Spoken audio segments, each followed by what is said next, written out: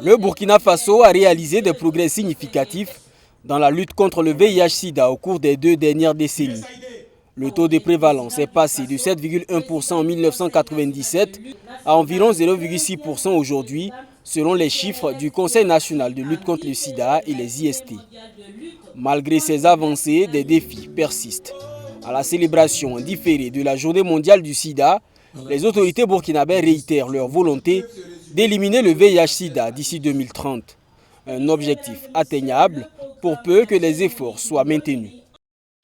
Aujourd'hui, on observe de plus en plus une recrudescence des comportements à risque chez les adolescents et jeunes scolarisés et déscolarisés, qui pourtant représentent l'avenir de notre nation.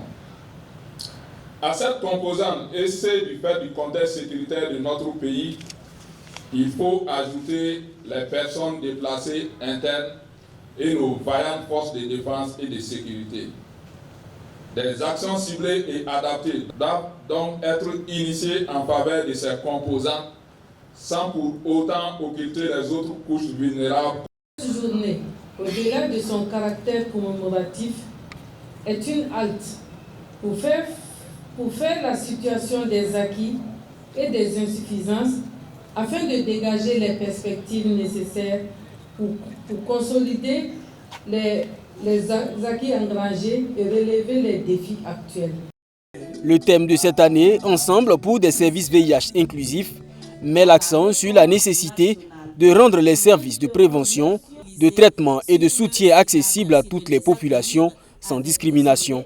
Selon le directeur pays de l'ONU-SIDA, l'inclusion va contribuer à garantir un avenir sans sida aux générations futures. Toutes les 25 secondes, une personne est infectée par le VIH de par le monde.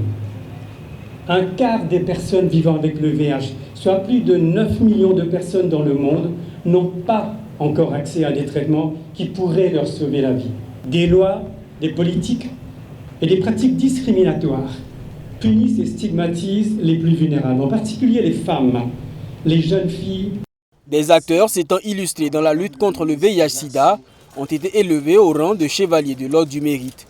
Des structures sanitaires ayant un fort impact dans la lutte contre la pandémie et dans la lutte contre la tuberculose ont également reçu des distinctions.